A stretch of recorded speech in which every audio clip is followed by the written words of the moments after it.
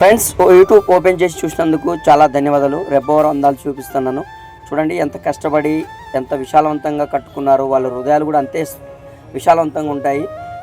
ఇక్కడ medical shop అయినా కూడా చాలా మంచిగా నిర్మించుకున్నారు. చాలా మంచిగా దైవం లాగా కనిపిస్తుంది. రెబ్బవరం మెయిన్ సెంటర్ అండి ఇది.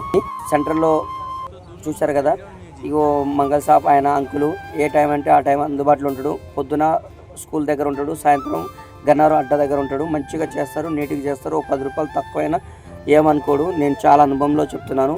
మా పాండు గారు చాలా అద్భుతంగా వచ్చే వాళ్ళని పోయే వాళ్ళకు ప్రేమానురాగాలతో మాట్లాడి మంచిగా బోధిస్తాడు. స్కూల్ పిల్లలు కూడా ఇక్కడే కొనుక్కుంటారు. ఎందుకంటే వాటర్ సప్లై అంటే కూలింగ్ వాటర్ కూడా ఉంటాయి. పెళ్లి ఫంక్షన్లు కూడా పంపిస్తారు. జిల్లా పరిషత్ ఉన్నత పాఠశాల అండి రెబ్బవరం పాఠశాలను చూశారు కదా, చాలా పెద్ద పాఠశాల అండి. చాలా పేరు ఉన్నటువంటి పాఠశాల. గతంలో మా తాత ముత్తాతలు చదువుకున్నటువంటి ఈ గిరకబాయి అండి.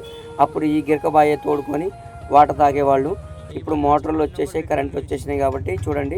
ఇప్పుడు ట్యాంకులు వచ్చినాయని, మోటార్లు వచ్చినాయి. కోతులు కూడా ప్రశాంతంగా ఉంటున్నాయంటే అది ఒక రాముడి యొక్క ఆశీస్సులతోనే ఉంటున్నాయి. ఈ రెబ్బవరం ప్రజల్లో సైలెంట్గా ఉన్నాయి.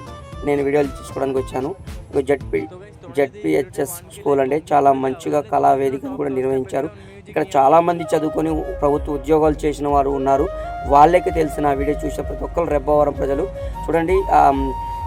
చదువులమ్మ తల్లి ఎంత తీర్చిదిద్దారో వాళ్ళ మనసు కూడా అంతే ప్రశాంతంగా ఉంటుందని నేను కోరుకుంటున్నాను. రెబ్బవరం ప్రజల యొక్క దైవం ఎలా ఉంటుందంటే అచ్చం దైవం మనుషులే ఉంటారు. మానవత్వం ఉంటుంది చూడండి. వాళ్ళ కళా నైపుణ్యం ఎలా చూపించగలిగారు.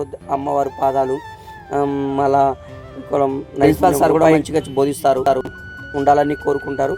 అందరు మంచి చదువుకుంటున్నారు. గార్డెన్ కూడా బాగుందండి. పువ్వులు, గ్రామ పంచాయతీ కార్యాలయము, ఇక్కడ రామ్దాస్ ఎమ్మెల్యే గారు కట్టారు. ఇక్కడ గుడి కూడా ఉందండి. చాలా అద్భుతంగా కట్టారు. ఏదేమైనా సరే రెబ్బవరం మనుషులు ప్రజలు వాళ్ళ హృదయాలు విశాలవంతమైనవి. ఎవరి దగ్గరైనా పోయి మాట్లాడండి, చిరునవ్వుతోనే మాట్లాడతారు కానీ కుళ్ళు కపటం ఉండదు. చూడండి, వాళ్ళ కళా నైపుణ్యమే కనబడుతుంది. ఆ గుడి అందం, గుడి దైవం, అసలు రెబ్బవరంలోనే దైవం ఉన్నట్టుంది. ఇది ముత్యాలమ్మ గుడి అండి. నేను వెళ్ళి చూశాను. ఈ తాతగారు కొలిమి చేసి ప్రతి ఒక్క సామాన్లు మంచిగా నైపుణ్యంగా తక్కువ రూపాయలతోనే ఇస్తాడు. ఇక మా అంకులు ఇక మంచిగా ఉందంట, షార్ప్నెస్గా ఉందంట. ఇక్కడే ఎల్లకాలం చేపిస్తున్నాడంట. అందరూ వచ్చి చేయించుకోండి. రెబ్బవరం కానీ గొల్లపూడి ప్రజలు, చుట్టుపక్కల ప్రజలు తక్కువ డబ్బులు, మంచిగా నైపుణ్యం ఉంటుంది. ఇగో తెలంగాణ క్రీడా ప్రాంగణం ఏది మన దాన్ని రెబ్బవరంకి ఇచ్చినటువంటి పంచాయతీ భూమి అండి. చాలామంది పిల్లలు ఆట ఆడుకుంటారు. సాయంత్రం పల్లె ప్రకృతి వనం కూడా రెబ్బవరంలో చాలా అద్భుతంగా తీర్చిదిద్దుతున్నారు. నేను చెప్పేది ఒకటండి, నేను అనుభవంలో చెప్తున్నా. ఎక్కడో బయట ప్రదేశాలు చూపించుకునే కంటే మన ఊరు మన ప్రదేశాలు చూపించుకోవాలి. బ్రహ్మంగారి గుడి అండి. రెబ్బవరంలో బ్రహ్మంగారి గుడి కూడా చాలా అద్భుతంగా ఉంది. ఇది ఆంజనేయ స్వామి గుడి అండి. నేను అక్కడ వెళ్ళాను, చూశాను. చాలా చక్కగా తీర్చిదిద్దారు. తాత ముత్తాతల కాలంలో నంది విగ్రహం ఉండి హనుమాన్ చాలీసా చాలా చక్కగా రాశారండి. వచ్చిన వాళ్ళు చదువుకోవచ్చు. ఇంకా లోపల చూస్తే హనుమాన్ అంటే విగ్రహం అండి. చాలా అద్భుతంగా తీర్చిదిద్దారు. చూడండి, రెబ్బవరం ప్రజలు ఎక్కడ ఉన్నా సరే, ముసలోళ్ళు ముక్కోళ్ళు మీరు చూసారో లేదో నేను నా వీడియో ద్వారా చూపిస్తాను. యూట్యూబ్ ఓపెన్ చేసి చూసినందుకు మీకు పదాభివందనాలండి. ఇది తులసి మొక్క అండి. ఇగో నాగదేవతలండి. మాకు కూడా చాలా అభిమానం. ఏది ఏమైనా సరే ఈ కోతి కూడా హనుమాన్ చాలీసా దగ్గర వచ్చేసింది. ఆంజనేయ స్వామి వచ్చినట్టు అనిపిస్తుంది.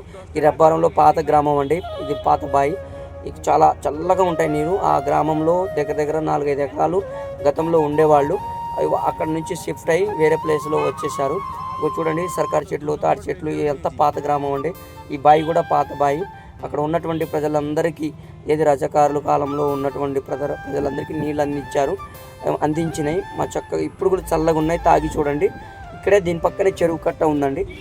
ఏది ఏమైనా సరే ప్రజలకు ఆనాడు ఆదుకుందంటే ఇదొక్కటి. ఈ బాయిలు ఇప్పుడు తెలివితేటలు వచ్చినాయి. కొంత పెద్ద పెద్ద ఇల్లులు కట్టుకున్నారు కష్టపడి పండించుకొని రైతాంగం. ఇక చెరువు కట్ట చూపిస్తాను చూడండి. ఇక కొంగలు కూడా చూడండి ఎంత అద్భుతంగా ఉన్నాయో. అసలు ఆ కళ ఏంటి, ఆ కొబ్బరి చెట్లు ఏంటి, ఆ కళ చూసారా, చెరువు ఎంత అందంగా ఉందో. ఆ అందం ఉండడానికి కారణం ఆ రెబ్బవరం ప్రజల యొక్క హృదయం విశాలవంతమైంది. అక్కడ ప్రతి ఒక్కరూ కూర్చొని మాట్లాడుకుంటారు. కులాలు అతీతంగా లౌకికంగా మాట్లాడుకుంటారు. ఒక కొంగలు కూడా చూడండి ఎంత ప్రశాంతంగా వచ్చి వెళ్తున్నాయి. చేపలు కూడా ఉన్నాయండి, కొట్టుకుంటున్నాయి. చాలా చేపలు ఉన్నాయి, చూశాను. ఇగో మన వారాల రమేష్ గారి వీళ్ళు చాలామంది కష్టపడి సంపాదించుకుంటారు. ఒకరికి వడ్డీలు ఇస్తారు, మళ్ళీ తీసుకుంటారు, మళ్ళీ ఇచ్చుకుంటారు. రెబ్బవరంలో ఉన్నటువంటి ఏంటంటే రామరాజ్యం ఉన్నట్టే ఉంటుంది. రాముడి యొక్క రాజ్యంలో ఎలా అయితే ప్రజలు ఉంటారో రెబ్బవరంలో కూడా అలాగే ఉంటారు. నేను రీల్స్ కోసం చెప్పట్లేదు, ఏదో పొగట్టడం లేదండి. ఉన్న వాస్తవం నేను చెప్తున్నా. నా 35 సంవత్సరాల గతం అనుభవంలో చెప్తున్నాను. అక్కడ ఎవరు వెళ్ళినా ఏనాడైనా అరే తురే ఏంట్రా అని అనరు, ఆప్యాయతగా మాట్లాడతారు.